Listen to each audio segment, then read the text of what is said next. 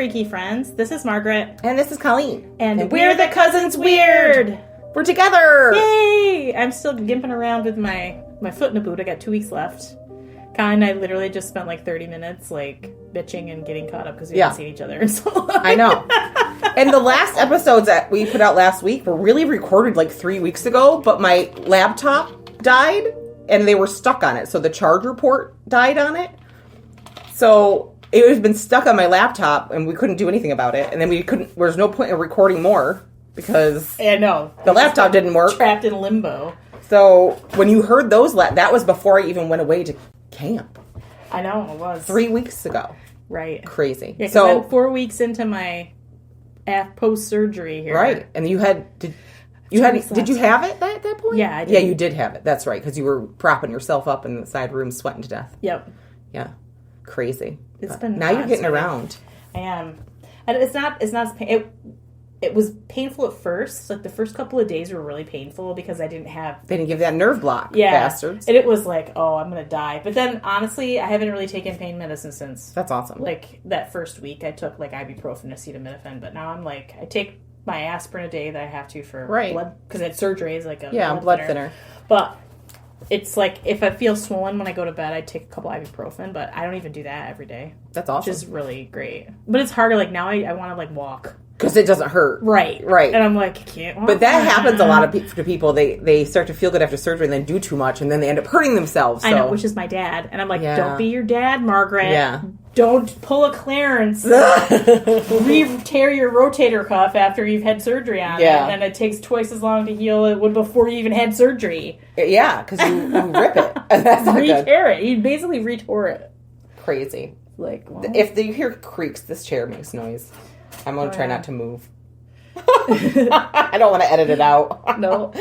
But yeah, it's been a very boring summer for me. I haven't been able to do much. Right. So Colin's like, well, I can record Friday. I can come to you. I'm like, no, please, let me come to you. Like, Ruben's off. He can drive me. We're at her mom's house. Ruben's and the kids are in the pool swimming. We're inside. You can't swim anyway, so... I can't submerge my leg yet, but I can get it wet, so it's been nice being able to like take a shower. Get it in the shower and I had staples and it was really gross. They gave me the chills. Ugh. I don't like it. It was taking them out was really unpleasant. I didn't even know they were there. Ruben was like, oh yeah, I remember him telling me that after you came out of surgery. I'm like, well, thanks for telling me. I go, that explains why I was so uncomfortable trying to sleep at night. Right. Because I lay on my back and I gotta turn on my side and then I prop my foot up on a pillow. And I couldn't, like, it hurt when I would do that. Because it's pressure on it. There's no meat on my ankle. It's just skin and bone. So, like, those staples were stabbing me. Sticking you into your bone and your skin. Yeah, it was awful. Not fun. No, so now it's much better. Good. Tomorrow, while you hear this, this plays for people to hear, I could have a grandchild. I know, it's so exciting. They're supposed to induce her tomorrow, but if they're not busy. So all the positive vibes, they were not busy because that poor girl's so uncomfortable. Poor Bree. She needs to give birth. So we're excited. Her mom's here visiting. Was taking off work. And Griff is scheduled to work tomorrow, but he doesn't want to call. He told them he might not be able to come in, but he's going to go in until... They say that she can go into the hospital. So when did Bree stop working? She stopped working the week after we got back from camp. She just couldn't. She went to work and she was in so much pain. She had a doctor's appointment. She went to work on Monday. Doctor's appointment Tuesday. Tuesday, were like, you're out. You can't do this anymore. That's what she couldn't stand. You get uncomfortable. Yeah. Oh, yeah. I keep telling you need to get in that pool and just float. Yeah. It'll take the weight off you. You'll feel so much better. But that's exciting. That's what's been doing. So excited. Getting ready for the baby. I'm excited like I'm having a grandchild. All my close people are like that. Oh my god, it's like I'm having one. I know, I'm so excited. I've just been 2 weeks of nonstop. We've been nonstop, so. I'm the opposite. You can't do it. I'm full stop. You were nonstop until... I was, like, with school and work and yeah, you were insanity. Going, like, you know what it's like. I you do, were doing the and same it was just, thing. like, I was really looking forward to actually, like, oh my god, I have 6 weeks where I'm doing nothing at all, and I, like, have way past the point where I'm like, I need to do something. I can't stand it. It only is fun for a minute. When you have to do that, it's not the same as, like, it's a choice.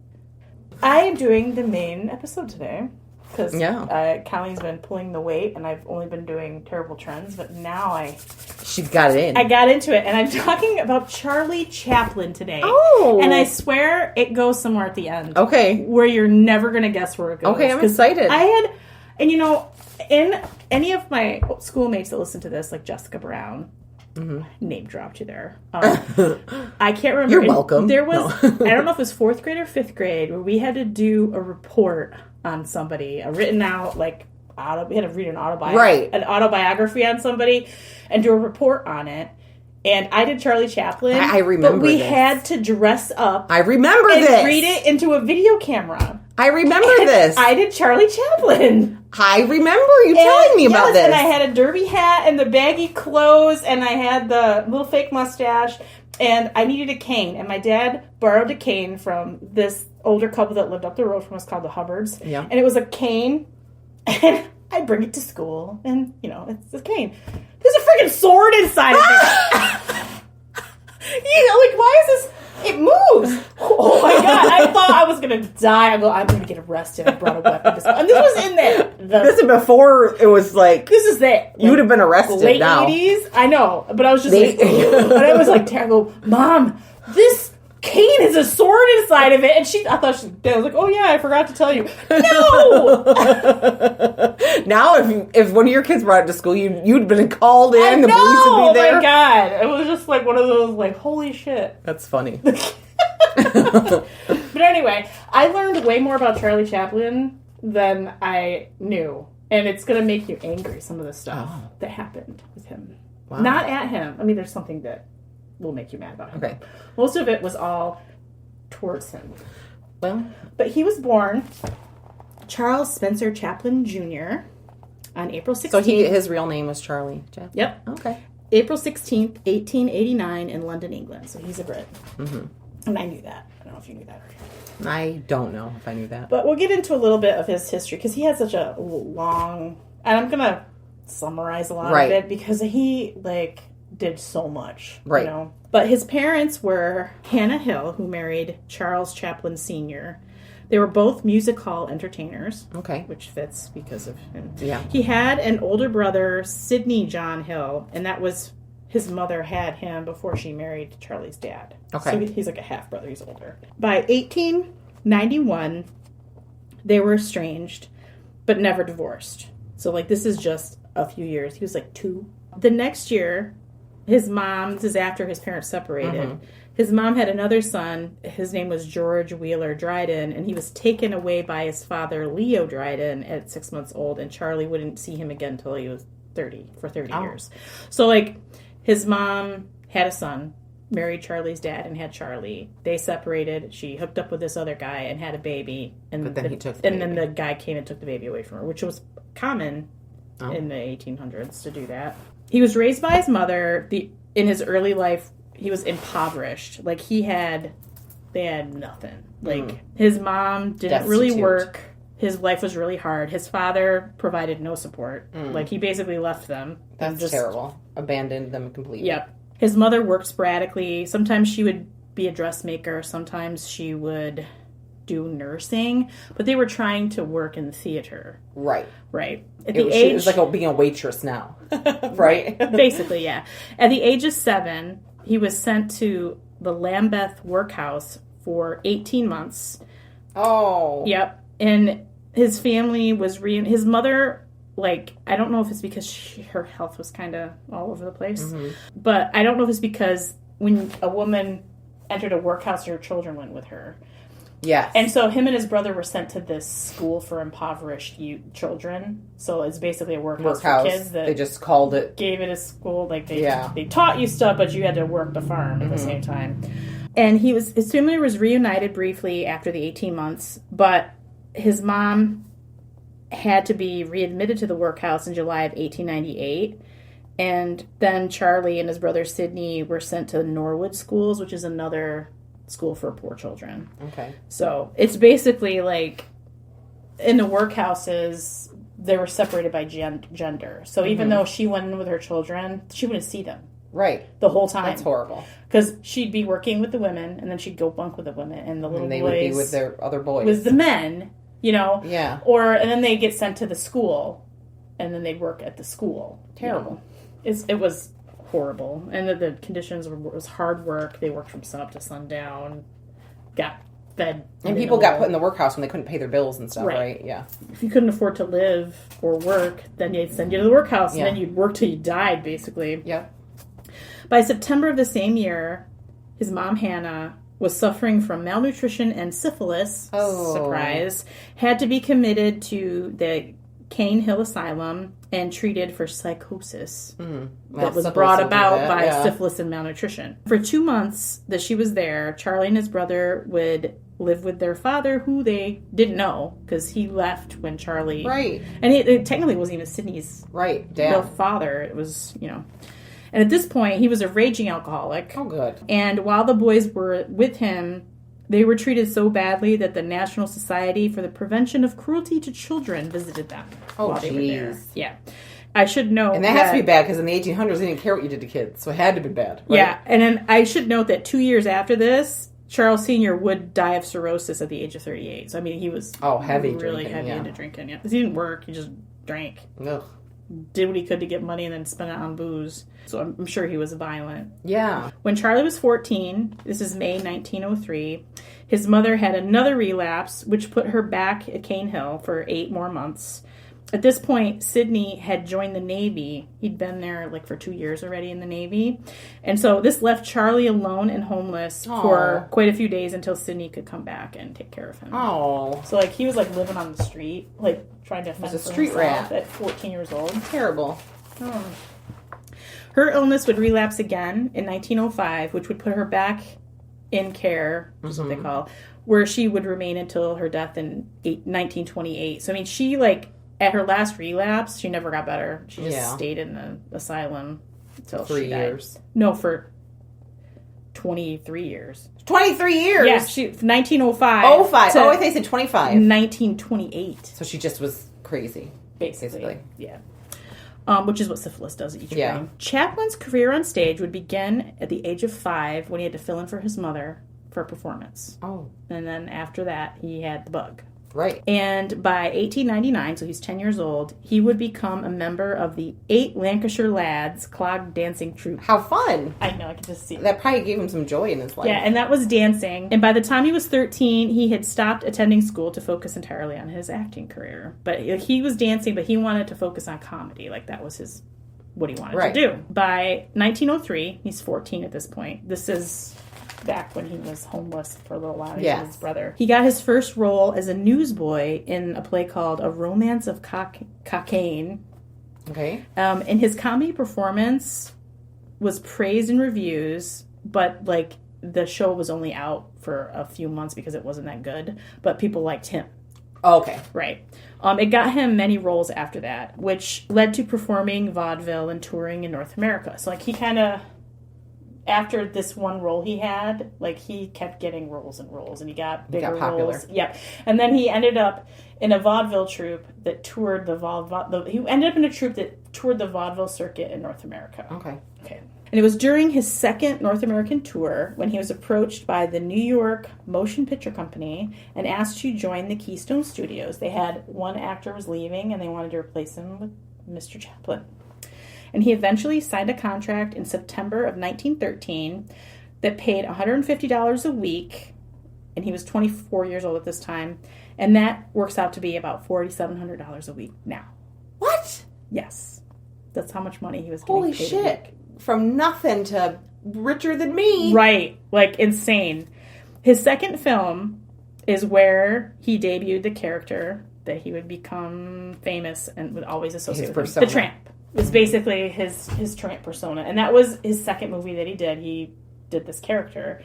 And it was baggy pants, a tight coat, 2 big shoes, and 2 small hat, and a small mustache, and a cane. And it was his... Was the mustache real? I think he had it. I think it was. It might not have been at first, but he did have... I think a lot of the pictures of him, he has no mustache. Okay. So it might have been a little fake one. But that was the style of the time, for mustaches. His first... He wasn't trying to be Hitler, because that wasn't a thing yet. Hitler, I mean... Hitler copied him. I'll get into that. Oh. Interesting. At the end, we'll get into that. The first film released on February 2nd of 1919 is called Making a Living. His first film. By his 12th film, which we started out February 2nd of 1914 was his first film. His 12th film released May 4th, 1914. What? Yeah, 3 months later. Wow. He'd made... But we're talking shorts. We're not talking about films today. Yeah, this is like when they're silent films. Right. These were like little shorts. It was like a little short story. Right. It was like quick, right? Like a reel. Jumpy reels. Just one reel. And by his second one, he had convinced the director to let him direct it himself because he'd been bothering him to do it. And he said, no. And he said, I will pay $1,500 if it doesn't. $1,500 then? Yeah. Oh, wow. If it's not successful, I'll pay the $1,500 for the making of it if it's not successful. Well, he was making good money. So he's like, that's worth $46,000 today. That's how much. Crazy. He was that confident in himself. Yep. I mean, good for him. Getting $4,700. Good for him, though, for being that confident. I know. After its success, because it was obviously successful, he would direct most of his films. Cool. If not just him, or it would be him with someone else, but mostly it was just him. Okay.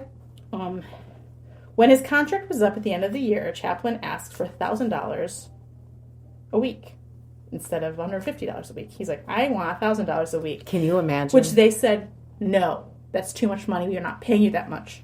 So the S&A Film Manufacturing Company out of Chicago offered him a contract of $1,200 a week with a signing bonus of $10,000. That is equal to $38,000 a week now, and the bonus was about $314,000 equivalent. Like, what would he make a year nowadays? Would be $1.9 million. $1,900,000 a year. I can't even. He's 25. Good for him. 25, and I'm like, holy shit. He was like to come from what he came from, but he was like everybody had Chaplinitis. Like everybody, because what he was doing was the new thing. Different. He was British, which probably didn't hurt, but he had, like, he was a perfectionist, and he's like, I want it to be this. I don't want it to be this. He had a vision. Yeah. Right. By 1915, Charles Chaplin's popularity grew, and stores sold Charlie Chaplin merchandise. They had dolls. They had things with him on it. He was in comics and cartoons, and he was so popular. They wrote songs about him. He was the first international film star. How cool. Yeah. Which is like amazing. It's like making $1 million, almost $2 million a year. It's nuts. When his contract was up in December of 1915, he was asking for $10,000 a week with a $150,000 signing bonus. $314,000 today a week, and the bonus would be $4,700,000 is what he wanted. Does anyone make that? No, let's just say famous people. They are not making that. I don't think so. I don't think they can ask for that. But this is different. It's a different time. It's different. It's the dawn of film. Like, he's right there at the beginning. He just caught it. The right person saw him. He grabbed a hold of the reins. Man, that guy's funny. We need him. His contract with Mutual Film Corporation was for $670,000 a year, which is $20,800,000 is what they paid him. 26 years old. He's making $20 million a year. Yep. Chaplin was one of the highest paid people on Earth at this point. Yeah. I think he still is. No, really. They also gave him his own studio, which opened in March of 1916. And Chaplin's concern was film quality. At this point, filmmaking producers focused on quantity over quality. They wanted to pump out as many of these little reels as they could. They wanted to get a lot of them out there. And he said, they're not good quality. I want them to be better. Because these need to look better. They have to have better quality. He goes, slow down, make them better. People will pay more, know. So they want to make them short, make them quick, get a ton out. Charlie Chaplin was a perfectionist, and he hated the time constraints on making films that were within his contract. So for his next contract, he made sure to stipulate that he wanted to make quality films and not quantity of films. So in June of 1917, he signed with First National Exhibitors Circuit to complete 8 films for $1 million. That $1 million then. Yeah. Holy frig. The And he ended up building his own studio off Sunset Boulevard. Well, yeah, he should. I actually was checking. I did not check to see how much $1 million then is now. You gotta look that up. I have to. I would look it up at my phone's I think recording. it's like $1 billion. It has to be. It's got to be close to it. Oh, that scared me. My text is not as nice as the bird. That's a terrible sound. My tweet. I wasn't noticing it, so I made it something annoying so I'd hear it. Oh, yeah. Because it's like funny now that I don't have anything to do. Like things like I don't notice things. You just leave it. I get in the zone. I'm like reading and I'm like watching TV. I'm just kind of block it out. I get into this like. You're good at good at blocking it out. How much was $1 million in 1917 in today money? Oh my God! It's worth $1 million in 1917 is worth $24,544.921.88. 25 million. 25 million. Wow, that's nuts. I feel like it should be more than that. Well, probably not, because if you think 300,000 was $1 million, that makes sense. I guess, yeah. $25 million they gave him for 7 movies, 7 films, 8 films. Sorry, this was during World War I, and Britain gave him a hard time for. This is like the first time he gets like bad press, and it was Britain. They were kind of They were kind of giving him a hard time because he didn't join the front. And he said, he defended himself. He said that he would serve Britain if called up because they had like a draft. Yeah. And he said he actually signed up for the American draft, but he never was called. Oh. For either one. So it's not his fault. Yeah. He's like, I'm supporting them in other ways. Yeah. But he was really popular with the troops. Oh, I'm sure he made them laugh. Yeah. Made them forget their... In 1919, he began filming The Kid, which I put a link in the show notes to a fight scene from The Kid. If you can watch it, it's really funny. Okay. It's probably one of my favorite Charlie Chaplin films. That's like an iconic Charlie Chaplin film. I think that's his longest film that he ever made. But that's iconic. That's like when you think of Charlie Chaplin, you think of The Kid. And if you think of how quickly they were making them before, The Kid took him 9 months to produce. Oh, wow. From start to finish. And it would be, at this point, it was the longest film he ever made. It was 68 minutes long. Huh. Yeah, it was feature length. That is a real movie length. It is. Throughout his life, Charlie Chaplin would make 81 films by the time of his death. And on December 25th, 1977 is when he passed. There was a lost film released in 2010, which would bring the total to 82. So what was the date he died? The year I was born. The year Christmas Day. Oh. He would be married 4 times. Oh. And have a total of 11 children. Holy frig, Charlie. Yeah, he was busy. Well, he got money as long as he supported them all, I guess. Yes. In the late 1930s and 40s is when Chaplin created some controversy or ran into controversy with himself. And this is stuff that I didn't know anything about. Oh. He started to express his political beliefs. Oh, boy. Particularly with his film called The Great Dictator. Oh, which I'm sure all of us we're familiar with it. In which he made fun of Hitler and attacked fascism. Mm-hmm. He was anti-government. Charlie Chaplin called himself an anarchist. He was anti-government. And I love that so much. Anarchist! Yeah, I'm like, he was a punk. He was the punk of the day. Yeah, he's amazing. Rock. Yes. I should note that he and Adolf Hitler had many parallels, and people like to parallel them all the time. Their birthdays were 4 days apart the same year. Oh, creepy. And they both were raised in poverty and then rose in prominence. And had little mustaches. Yep. Is there anything tying to Hitler cutting his mustache like that because of Chaplin? I don't know. But they were born the same time. Their birthdays are 4 days apart. And maybe that it was just a style. Which is crazy. I want to know why Hitler's mustache was like that. That was the style of the time. Was it? I think that was kind of popular. Maybe but then European style? I think that after Hitler, though, people didn't do it. Oh no, yeah, you're not doing that. Like you don't have a swastika either. But I mean, some idiots do. But even as acclaimed and popular as his film *The Great Dictator* was, the ending was thought to be controversial. He ended it like he had played a dictator and I can't remember the name, but it was like obviously a pun. Supposed to be Hitler. It was a parody of Adolf Hitler. And then the main guy was a Jewish worker, and he was the main person. At the end, he turns and looks straight into the camera and delivers a 5-minute speech against war and fascism, which I'm sure was impassioned, like, don't go to war, fascism's terrible, war is terrible, like, it's not, blah, blah, blah. And people were mad about it. Like, not the anti-fascism, the anti-war thing. Yeah. Because this came out right after the war started. Like, he started filming this, like, right before they declared war. So, like, he had, like, the perfect, like, it was, like, right about time. I will say Winston Churchill and FDR both really liked the film, and they each watched private viewings of it when it came out. FDR actually invited Chaplin to read that final speech over the air on the radio during his inauguration. That's cool. Yeah. So he's like, this is a great speech. Why are people... I just don't... Like, Okay, let's talk about the Trump mentality. It's the same idea. Like, you're not a patriot if you're not believing more. Yeah, I guess that's it. This film actually received 5 Academy Award nominations. Oh. Yeah. And one was for Best Actor, which is the only nomination he ever got for Best Actor. I don't think he won any, though.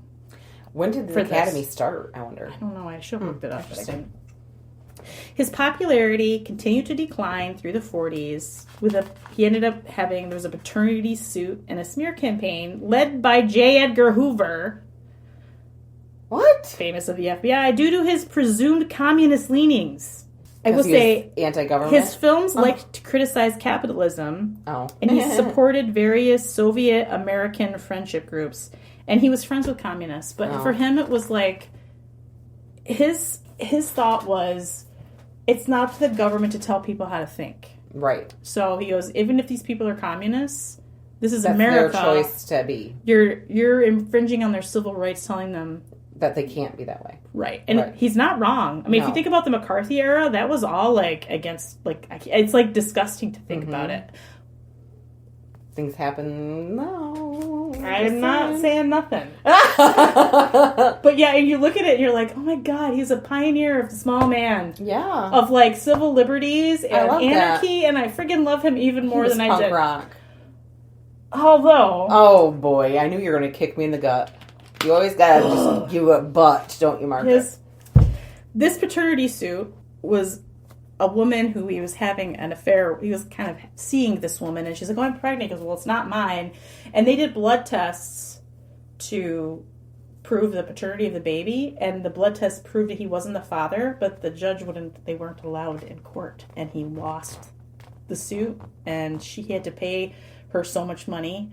Even though it wasn't his kid? Right. Till the kid was 21. Because of J. Edgar Hoover and the FBI smearing his name. Because, like, he's friends with communists. Because he was like, I'm not a communist. Right. But I think they have the right to be that if that's what they feel. Because you have no right to tell them they can't think that way. And he's like, they're not doing anything harmful. I mean, it's hard because we didn't live then. So we don't know, like, the Red Scare was a thing. Yeah. You know? So it was like that. But at this point, it didn't help him in the press that he married his 4th wife. Her name was Una O'Neill. She's 12 or something. She's 18. Oh. And he was 54. That's not as bad as I But they called her his protege. And she was grooming she's happening? the daughter of a famous playwright, O'Neill. So he kind of groomed her a bit. I'm wondering. I don't know. She was his 4th and final wife, and he was married to her till he died, and he was 77 when he died. So he was married to her for over 25 years. So, and they were in love with each other. Like, seeing pictures of him, like, when he gets knighted, and they're just, like, sweet. And I'm just like, oh, they're so cute. So maybe it was nothing. She had 8 children with him. Well, maybe she was happy as can be, and then it was fine. I don't know. Yeah, so she's his widow. It could be much worse. Yes. So, I mean, it's kind of icky. A little icky, but if they were together 25 years. He had a thing for young women. Like, he, always dated women that were, younger than him. Teenagers. Not underage, but... At the cusp. At the cusp, yes. The edge of 17, as the song says. There was J. Edgar Hoover with this suit, with this woman who said she's pregnant by Charlie Chaplin. He tried to arrest him for some act that was, bringing a woman over state lines for the sexual act or something, but it was thrown out of court. But I'm like, they were just trying to get him on any way, because he's like, he's a notable person, and he's getting sympathy, and I don't like it, and he just like picked him, and he's like, he ran a huge smear campaign against him. So like, his downfall was a lot because of J. Edgar Hoover and his antics. His asshole. Well, and you think about today, even celebrities, if they say anything, regardless of which side, they're too woke. Yeah. Most celebrities are woke. I would rather be awake than asleep. Well, I mean, or you could be Kid Rock. I'll pass. Thanks. No, thank you. Oh, boy, I never liked him, but I really don't know. I never did either. It's like, no, your music's dumb. You're stupid, like asshole. He always denied being a communist and referred to himself as a peacemonger. I like it. I love it too. I have in quotations. He called himself, I'm a peacemonger.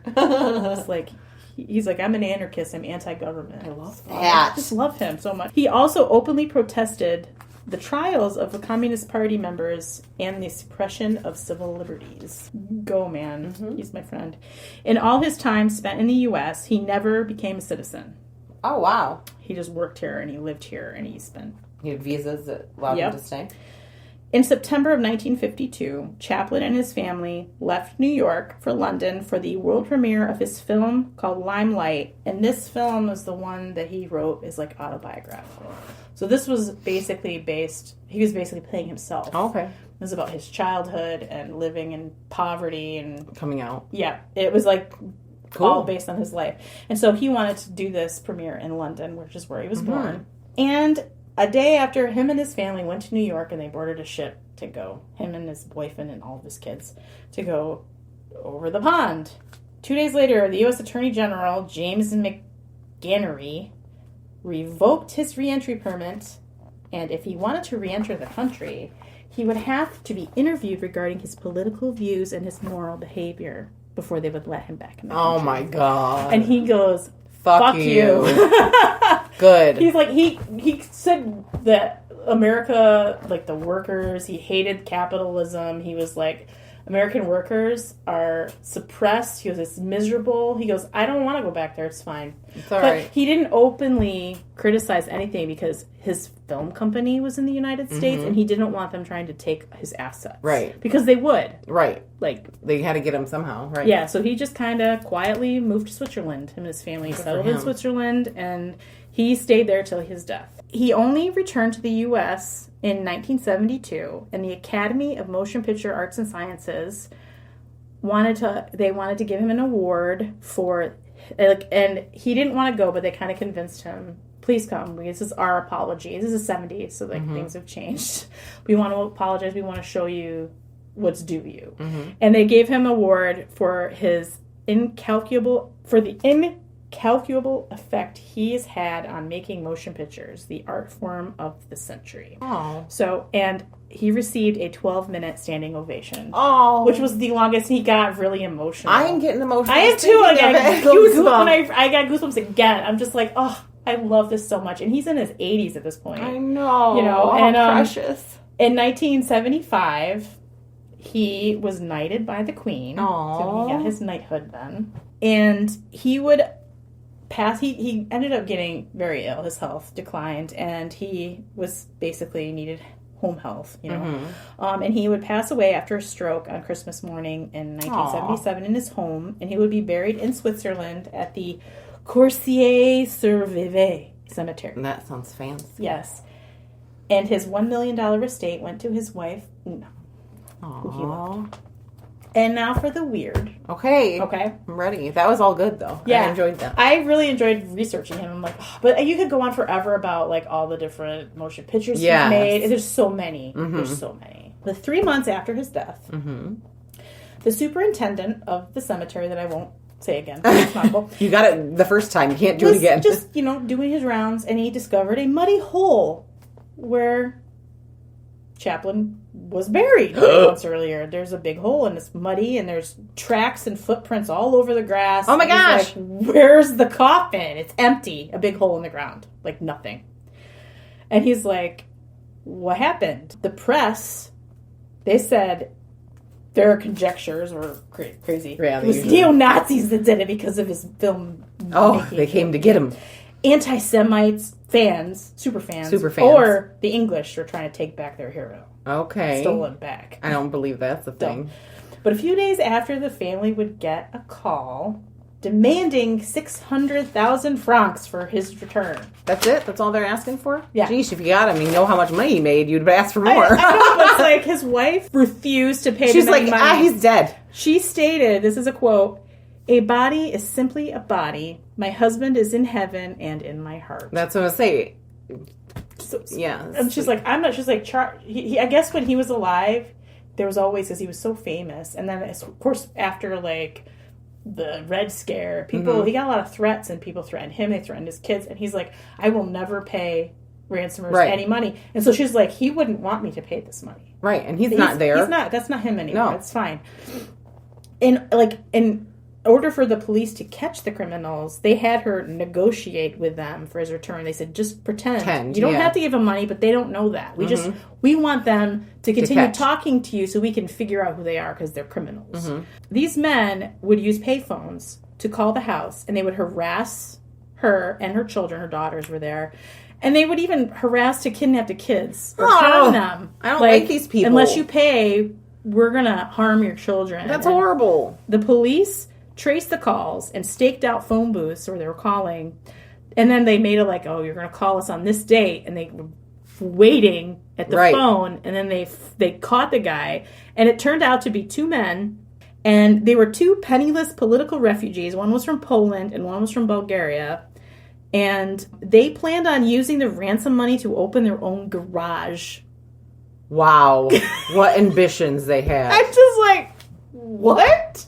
It doesn't all that real. I know. It's just like, I don't. All that to open your own garage. How did I not know about this? That's so weird. I know, but this is like something I never heard that. No, nobody kidnapped Charlie Chaplin's corpse 3 months after he died. That's crazy. It's nuts. They eventually led the police to the coffin they had buried in 3 feet under, in a cornfield 15 miles from the cemetery where they dug him up. They just drove to a random cornfield and reburied him. Okay. And they eventually reinterred him in a ton of concrete in his other grave so nobody could steal him again. And the farmer who owned the cornfield put a marker on the spot where the criminals buried him, and it was a cross with a cane. Oh! And his wife, she's like, this is even prettier than where he was buried. And she says she goes and visits the spot all the time. I'm like, oh my God. I mean, I was just now, but she probably could be alive. She could be. Like, she was quite a bit younger than him. How was she, like 30 years younger than him, or 35 years younger than him? And he lived until 1977. So I didn't check. I should have checked to see. 35. So she would have been in her 50s in the 70s. Yeah. So Roman Wardus, he was a 24-year-old man from Poland. He was the mastermind, and he received 4.5 years of hard labor for his punishment. And the man, Guncho Ganev, was from Bulgaria. He was 38, and he only got 18 months because he was just the muscle. Oh. Yeah. But one thing I did want to say is, like, Charlie Chaplin, he made, personally, 81 films. And then one thing that I didn't know is he loved music. And as a child, he taught himself to play the piano, the violin, and the cello. Oh, wow. And he composed a majority of the music scores for his movies, and he didn't even know how to read music. Wow. So he would... That's amazing. He would think of the song, and then he would get together with other composers. He's like, this is what I want it to sound like, and he would even play them some of the music, and then they would write it. Right. So people's like, well, he didn't really compose it. And the people that worked with him, the composers, like, no, he composed this. He just doesn't know how to read music. He just doesn't know how to write it out. Which is insane. That's amazing. Yeah, and he won an Academy Award for Best Original Score in 1973 for the re-release of Limelight theme. Wow. They re-released the movie Limelight and the theme to that song, because that was a spoken. Now, all of his movies were silent. Right. And he really didn't like when they started to speak in movies, but then he kind of... it's a change. Yeah, it's like when he made The Dictator, he was like, you kind of have to. Yeah. But he really preferred, because he was... It was all about physical comedy, too. Yeah. Yeah. And you really relied on physical comedy. And I remember loving Chaplin movies when I was a kid. I'm like, I haven't watched one. And I went on YouTube and linked That's like Charlie Chaplin movie, and I'm like, oh my god, it's just so fun. Like, you can't help but smile, right? And that was like his legacy of laughter, and it's like wholesome. But I mean, when he got older and he was starting to make his own movies, then you start to see more political. Like, there's one called The Machine, maybe. Mm-hmm. And it's like, or Modern something, and it's like making fun of capitalism. Oh. A lot of people didn't like that. I bet they didn't. Because it was like making How dare people look like cogs in a... Right. And he's like, this factory stuff is going to... People are going to lose jobs and they're going to get poor. And he's just like, it's going to wear people down. Good for your economy. It's not good for your economy. It's not good for your people. It's not good for your health. Right. 40-hour work weeks we're not supposed to be doing that. Right. That is not normal. So, but yeah, he was one of the richest men. That's amazing. Yeah. Good for him. Yeah, and that's my story. I loved it. The weird twist at the end. I think what I titled this was... what's the name of her? Charlie Chaplin's Kidnapped Corpse. I love it. Charlie Chaplin's Kidnapped Corpse. Which I had I'm like mad that I didn't know that. Like, how did I not...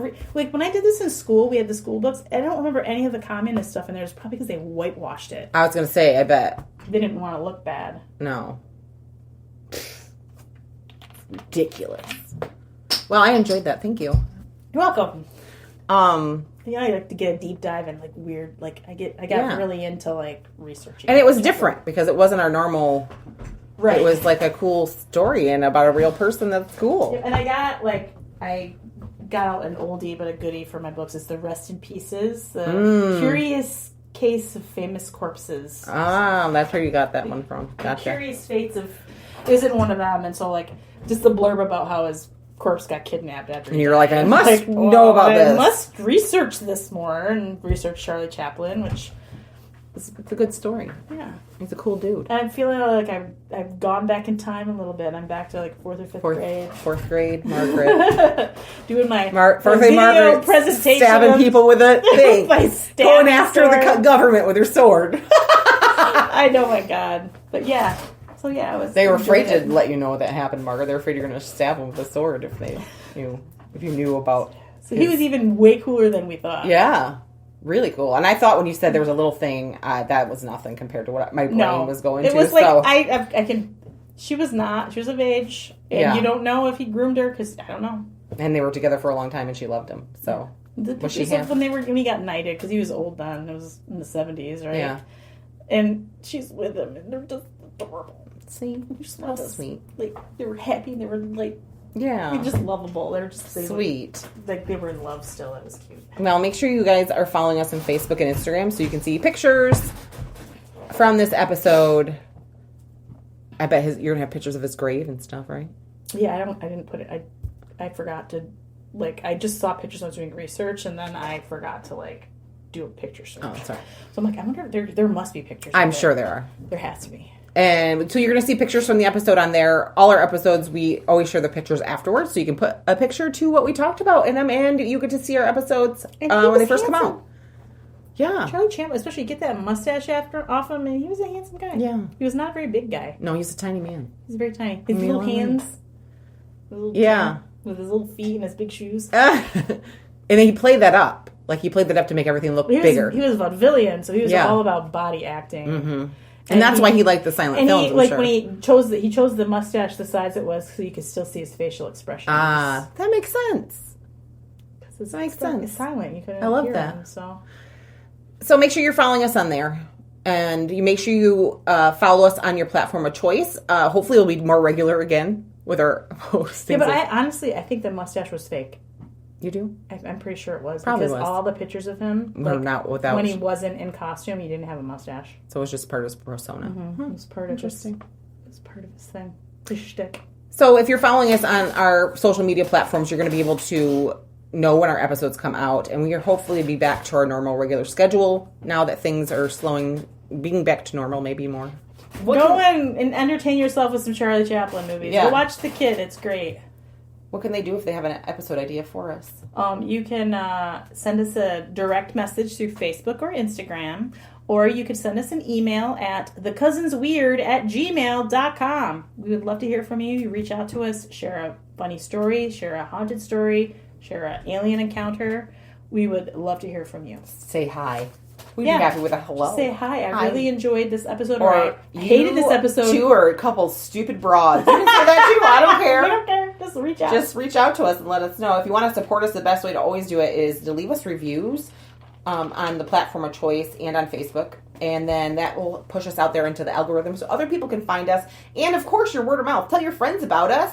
And you can support us on patreon.com/thecousinsweird for $1 a month. You become a freaky friend and you get bonus content and a free sticker. And for $5 a month, you're a terrible treasure. You get bonus content, free sticker, ad-free episodes. Album art. It's not album art. Episode art for you to download. And bonus content. And sometimes you can talk to us if we plan one thing to do that with. So, well, now that things are slowing down, we'll be able to do that better. Colleen's got another job, so yeah, she's gonna get crazy busy, and I'm gonna be less busy. We'll figure it out. We will. We'll figure it out. We'll figure it out. Yeah, it's fine. Yeah, that's it. All right. Stay freaky. Bye.